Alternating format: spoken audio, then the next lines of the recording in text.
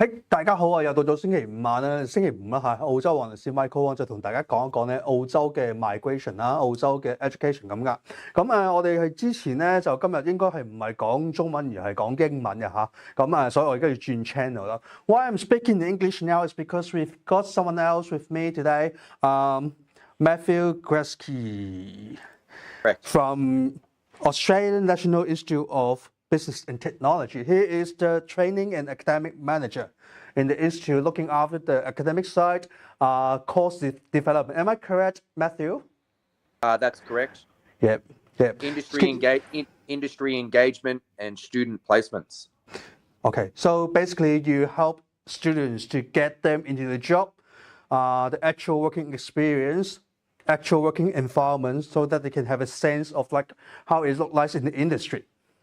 Yeah, that's exactly right. That's exactly what we do. We're very industry focused. Yep. So we're going to talk about aged care today, and especially we're going to talk about like after you do a certain course, how can you actually get into the PR pathway or just settle in Australia? Can you tell me a little bit about like the aged care, Matthew? Yep. So a couple of years ago, they went through the aged care reform. So basically what happens with aged care is aged care has always been a very understaffed industry. Now, you're probably looking at within aged care, probably 60% of the people who work in aged care come from a non-English speaking background. So what happened is once COVID pandemic hit and we went into lockdown, a lot of people actually went back home. To their own countries because they knew that the lockdowns were going to hang around for quite some time, which meant now there became a huge staff shortage in the aged care sector. So there's been a huge reform. I'm sure everyone's been reading the newspapers talking about the issues with aged care at the moment. Not enough staff to support the residents within the aged care facilities. We've also seen some aged care providers have had to close down predominantly because they can't, they can't find enough staff members to be able to join their team. So, look, the aged care industries, it's a huge industry. There's a huge skill shortage there, but it's also an industry that has a very big responsibility on those people that are working in the industry as well. So it's just like, I think it's quite ordinary now. You can see quite common to see in Australia everywhere like got the labor shortage. It's happening in the aged care as well. And just now you say there's a big gap between the demand and supply. So can you tell me a little bit how about like in the figure? So roughly, maybe in a aged care center, how many vacancies they're looking at, or like how many people they need to fill the gap? How many do they need in each section? Look, to be honest, I can't tell you from each aged care provider to provider how many staff shortages they do have or how many people they need. But what I can confirm with you is every day I'm contacted by aged care providers that are looking to take on ANIBT students. Oh, that's awesome. As a matter of fact, we even had Regis came out to ANIBT not last week, the week before, for doing a recruitment drive. And then 2 months before that, we also had Regis doing another recruitment drive as well. So Regis, which is one of the biggest providers in aged care, have been doing a bit of a recruitment drive at ANIBT as well. Oh, okay, good. That raises a very important issue here. You're saying that like every day, every week, you got contact by other people, other aged care centers to see whether you can shoot them some students to work with them. That's correct. Why was that happening? I mean, how good is the course? Oh, the course is excellent. I'm not just being biased because I designed the course. No, anyone that knows ANIBT knows, number one, ANIBT is not an easy school. I'm sure a lot of people would be able to tell you, we only really take on certain clientels, those students who really want to learn, really want to become industry professionals. They're the sort of students that we want. And like I said, we're not easy. We are a little bit strict. And our school is not for everyone. But what I can guarantee is at the end of the day, the students that come out of ANIBT are a lot more advanced in terms of skill and industry-wise than those that come from other schools. All right, And cool. the reason we're able to do this is because we have a very strong industry focus. So as an example, one of the units the students need to do is a unit called Provide Individual Support. So this is the unit that requires the students to do 120 hours of placement. That's a vocational placement. So what some providers do is they try and get their students to do those 120 hours as quick as they possibly can. Now, personally for me, that's not a very good investment, return on the student's investment, because when a student comes to ANRBT, they're making a big investment. So we want to make sure they get good returns. Number two, it's not good for ANIBT. Number three, the aged care provider gets nothing out of it. So when we send our students out to do industry placements, we do it for 2 days a week, 8 hours a day over a 10-week period. And what you'll tend to find is if a provider can have a student doing a placement there for 10 weeks, the students are a lot more, there's a higher probability the students will get employment out of it rather than a student who's been there, for 2 weeks, 7 days a week to clear their hours up as much as we possibly can. So we communicate directly with the providers. We work out what it is that they want. We take that model back to our students and our course, and then we make sure we implement those as well. Yeah, that's really important because what you have said just remind me some news few weeks ago. The government is trying to strike out some colleges that are not so serious about the academic program, especially for those students who don't actually go to school, just using a student visa to work. So I think the ghost colleges, yes, yeah. So I think ANIBT is exactly on the right track to make sure you're still on the market. That's correct. Well, we've been operating for over 20 years, so that's a good indication that quality comes first. As a migration agent, migration lawyer, and I know that my team used to still love to send students to NRBD for various courses, especially the commercial cookery, aged care. Yeah, that's very good. All right, cool. Yeah, so and like I said, we're not the type of school for everyone. If you've got clients that just want an easy qualification and to just to kind of flow through their studies, we're definitely not the school for those clients. But if you've got clients who they want to be the best that they possibly could be by the time they finish their course, then that's the type of clientele that we're looking to take on board. Yep. It's got to be the relationship needs to be mutual between all parties.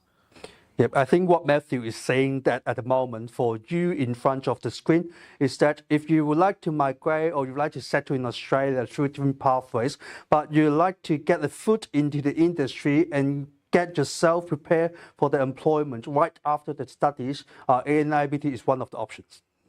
That's correct. And the longer the course, the better it's going to be for the students. Don't get fooled into these people that are offering a 3-month Cert 3 in individual support services. It may be good for the school.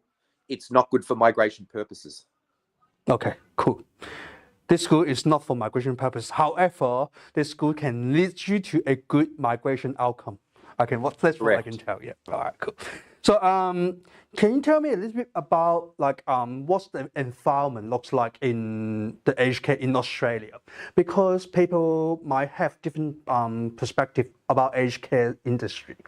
I remember that when my grandfather, my grandparents, they were in Hong Kong in the aged care center. They might actually might not willing to actually get into it because of the environment. It's very crowded. There's a rumors that the aged care center staff didn't treat the aged care like elderly people well. So what do you think about in Australia? Is that is the aged care center like that? No. Look, the aged care standards in Australia are some of the best in the world. In actual fact, Japan's probably got the best standards for aged care. Their system they run over there is absolutely brilliant. But no, the standards in Australia are extremely high. I think the recent aged care review, they noticed that one of the areas that a lot of aged care facilities lacked was food services to their clientele. So because there's a new training package coming out for aged care, and for those people who are involved in aged care, there's 8 standards in aged care. Okay, they're the general standards that are governed by the governing body for for aged care providers. They're actually about to add a new standard, which is Standard 9, which is about providing service and food service for guests. So this is one of the things we're going to be incorporating. Food service to guests. Yeah. In actual fact, to work in the aged care, you know, it's by all means, it's not an easy job. I mean, looking after people, it's a huge responsibility. When someone goes into aged care, you know, a family member puts them in there. They're relying on, you know, the carers that look after them, that they've got good industry knowledge. They understand care plans. They understand the rights and responsibilities of the clients and also the family members there as well. So there's actually a very huge amount of pressure on people to work in this industry. That's why the trainer that we have on board, Samantha, that delivers our course, she's been in this industry for years and years, and she's very, very in tune with the aged care reform and how it affects the students. So to put it into perspective, when the student needs to go and do their placement, if she feels the student's not at that level that's required to do it, then we won't hesitate holding the student back to go and, you know, to get more experience before we go and send them out to do their placements too. Yep. So from the start to now, there's quite a few times you mentioned, like working in the aged care, you need the skills, you have to be responsible. So what sort of people they are actually suitable to work in aged care? What do you think about it? People who have empathy and compassion. Compassion. And empathy. Definitely. And okay, patience. Empathy and compassion. Yeah. So when you're talking about aged care, I think one of the important things to discuss here is, especially in Australia, aged care is not just it's not just individualized to aged care providers. We have home care and we have community support as well, or community care support, which is the same as aged care, except people go to other people's houses and they provide the care services there as well. This is also a very big in Australia as well. So in terms of how many they employ, is probably even. And our students do both. They'll go and work in an aged care facility, or they'll go and do home care. All right. So we listen to the good things about aged care now. So, but I heard sometimes in aged care, because people getting older, there's some health issues with them. Maybe they got dementia, they got some sort of like a brain injury as well sometimes. So that might actually change or affect their behavior. So can you tell me, like, could it be very dangerous working in aged care? No. No. No, not unless you're old and you get a police officer tasing you. Then there's no danger in aged care, no. Okay. I mean, you've got to remember, we're all going to be at this point at some stage in our life, and I'm sure we've all got elderly parents or grandparents that have been through this type of position before. I mean, this is the beauty and the challenge of the industry. If you talk to anyone who's been in the aged care industry for a very long time, they'd probably tell you that this is one of the things that really drives them to stay in the industry is... You know, it's constantly changing, and people's attitudes and their behaviors are constantly changing as well. So they really like the challenging aspect of it. Yep. But I can see why some people would have some doubts about, you know, their safety when they're working in this industry. But by all means, no, there's no danger. Cool. That's awesome. I believe, like, in an Australian working environment, no matter it's in aged care or other working environment, there is some sort of policy or workfare, like occupational health and safety, to make sure the staff... Fair work legislation and workplace health and safety legislation is extremely big in Australia. Yes, very big. Very big. And as far as our government's concerned, there's no reason why someone should come and work for you and get injured in the workplace. As far as our governing body is concerned, if people are getting injured in your workplace, you're not providing a safe work environment for them. So that's a very good point. Yeah. But all this stuff's all covered during the course anyway. So during the course, the students they would all go through certain aspects of what would be required there. Yep. So everything should be prepared before you get actually into the working environment. That's correct. That's what A&I should do. That's correct. Yep. Can you give some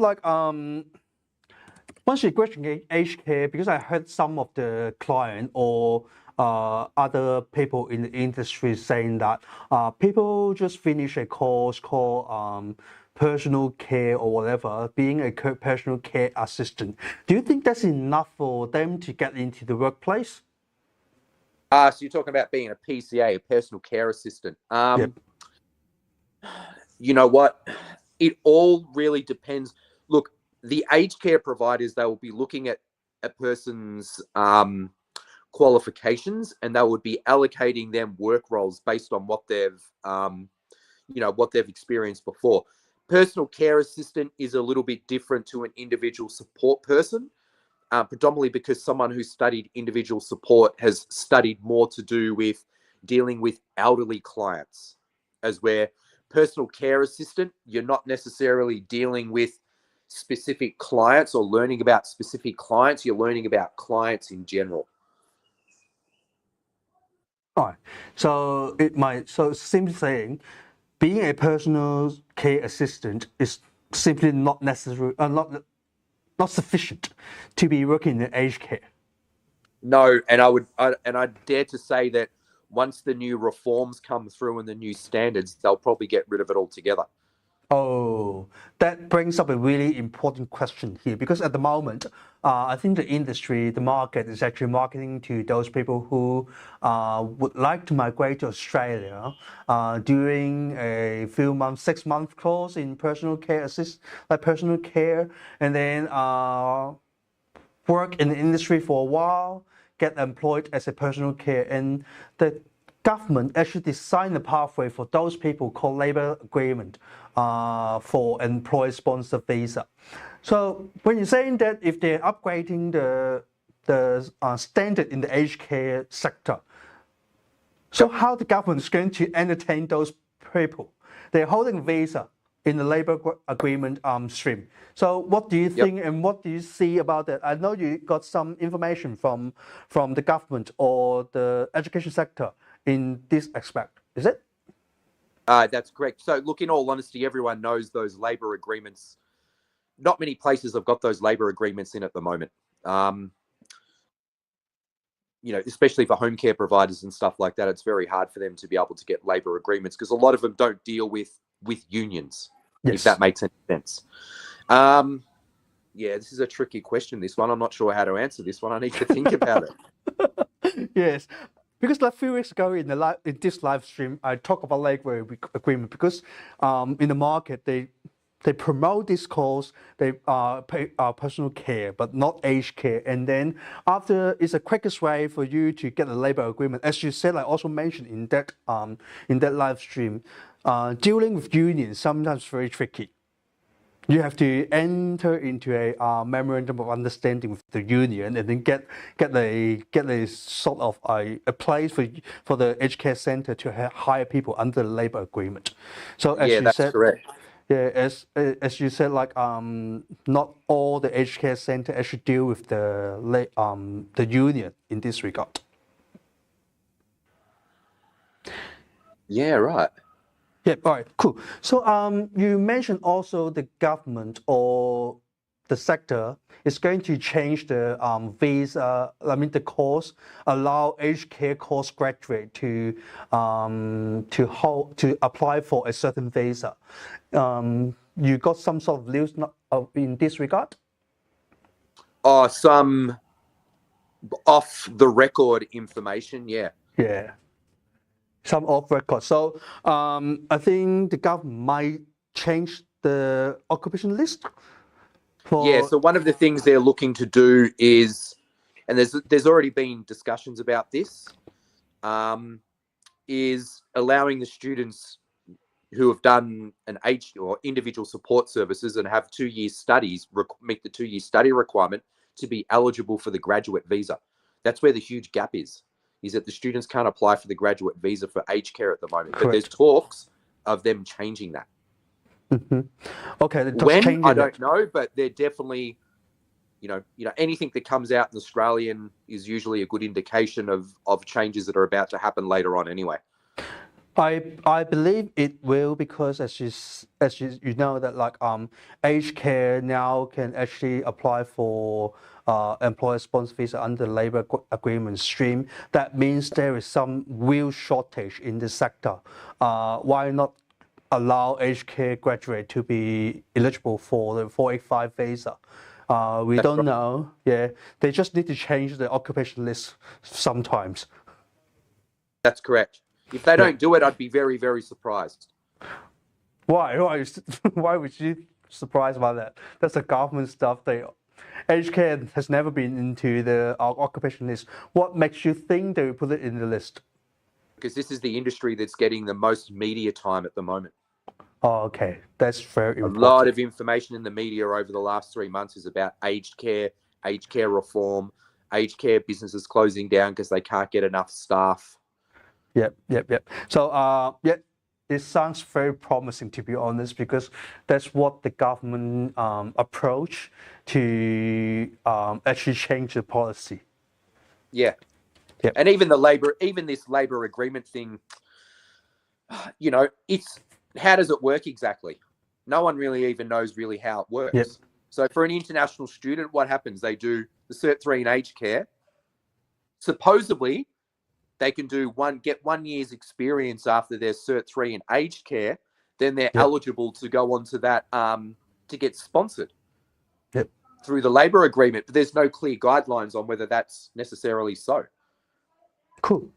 All right, so let's get back to one very important question. As you said, the government might impose some changes in relation to the 485 visa to allow aged care graduate to apply for the 485 visa.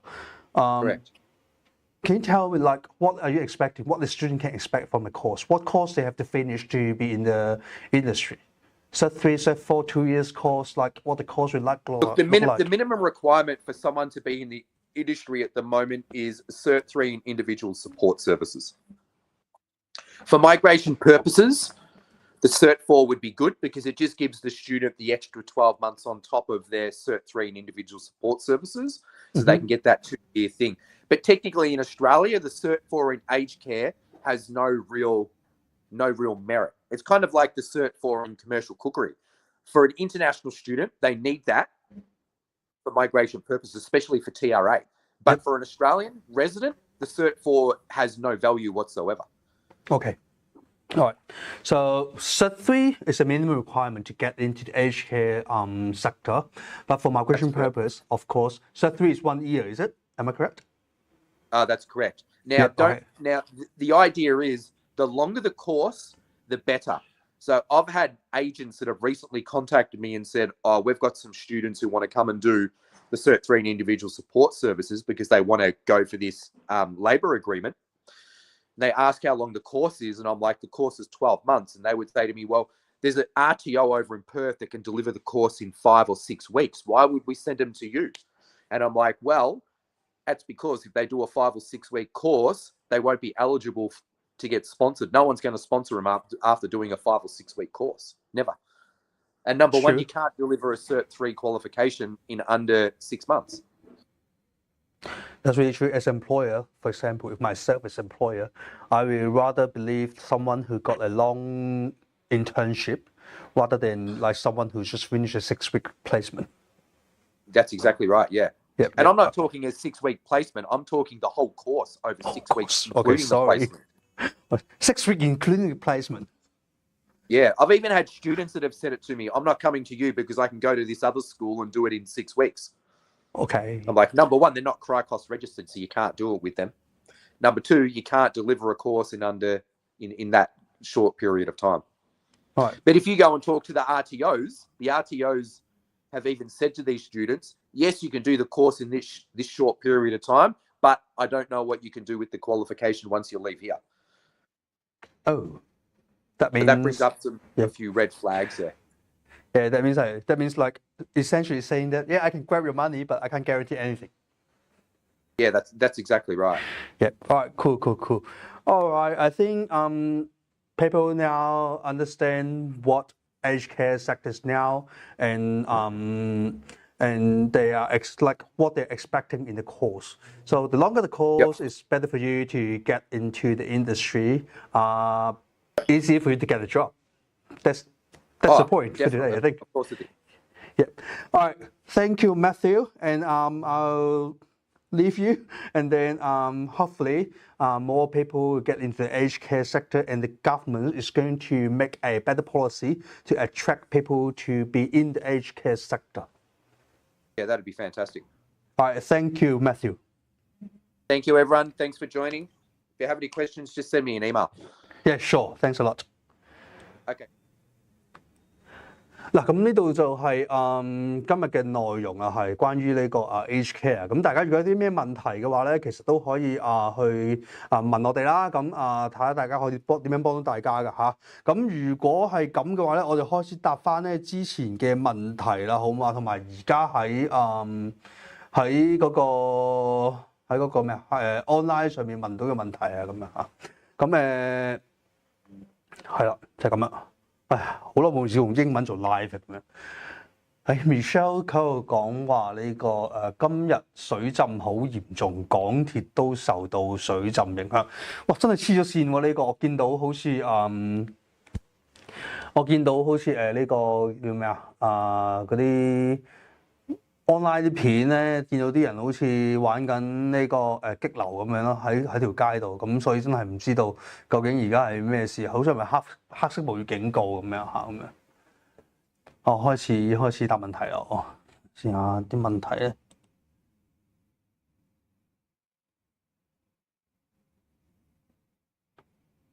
咦？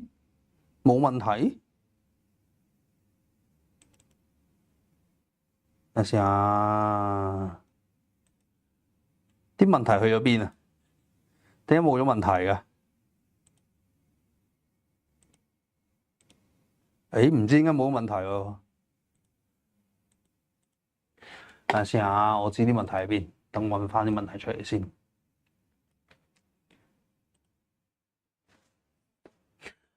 嗱，第一個問題咧，佢就係話咧，本身係讀 master 嘅，但係 fail 咗幾個 unit， 喺 student visa expire 之前咧讀唔翻嗰幾個 unit， 所以 extend student visa。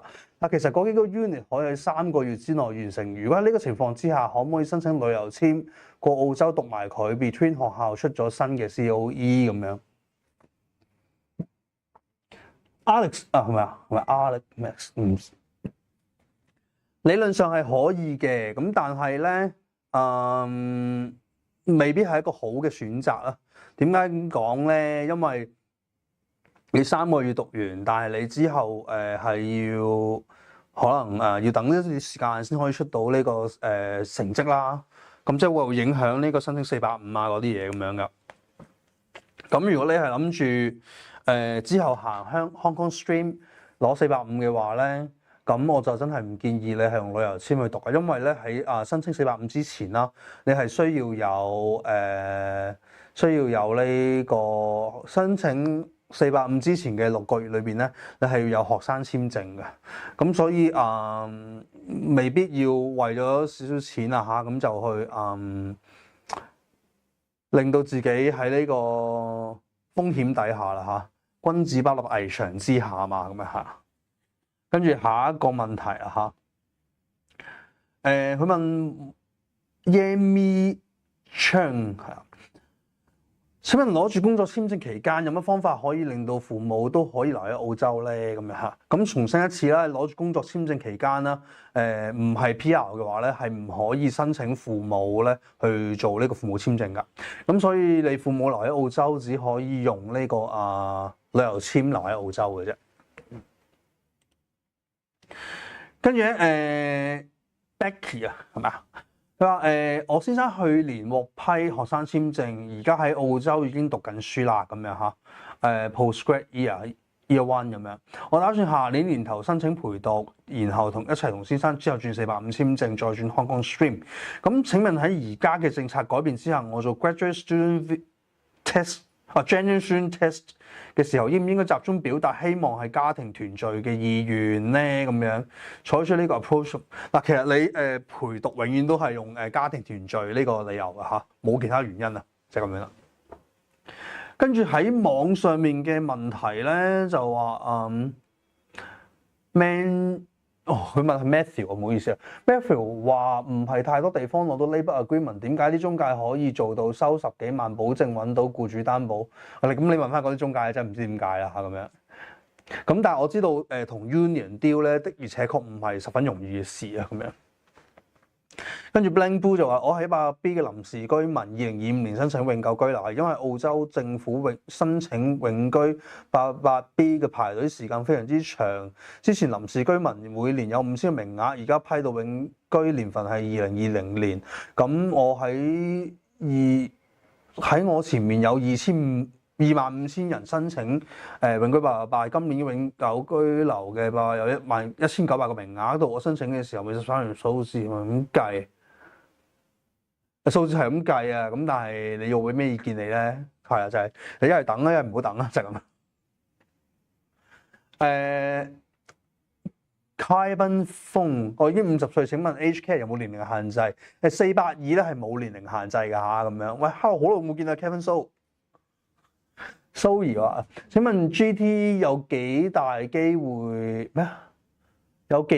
有機會大約幾時會 remove 咁樣嚇？唔知嘅喎，我覺得Labour Government 咧佢做嘢咧永遠都係話改就改嘅啦。咁吹完風，突然間一日聽日就實行咁樣。咁所以我哋大家好似玩緊呢個機動遊戲咁樣，玩緊呢個突然死亡遊戲咁樣啦。佢嚟就嚟㗎啦。咁大家要準備下，即係如果你唔想俾人影響嘅話咧，即係越快申請越好嘅啫咁樣嚇。咁有冇其他問題？冇其他問題咧，我哋今日咧就差唔多啦嚇。同但係以前一樣啦，都係30秒咁樣。記得啦，睇 live 係要俾 like 㗎，咁樣係要支持下我哋咁樣嚇。最實際嘅方法咧就係啦，係用下面呢啲方式咧去揾我哋咁樣，俾我哋做你嘅 case。呢個係最實際嘅鼓勵啊咁樣嚇。好啦，如果冇其他問題嘅話，仲有蘇話唔咗，係啊。Seems Australia is changing the immigration policy。澳洲有幾時唔 changing 啊 ？Ever changing 啊！嗱，我哋講咧，migration law 喺澳洲咧係全澳洲第2個複雜嘅law 嚟㗎咁樣。第一個複雜嘅 law 就係 taxation 啊。點解咧？因為呢兩個 area 嘅 law 咧都係係 ever changing 嘅，永遠都唔會停㗎咁樣。咁我工作裏面可能每年有1/3時間去 catch up 緊新嘅知識咁樣嚇，就係咁樣啦。Ever changing migration policy 咁樣。好啦，冇其他問題咧，我哋今日咧就差唔多㗎啦。咁如果冇問題，我哋其實就下個星期再見啦。好啦，拜拜。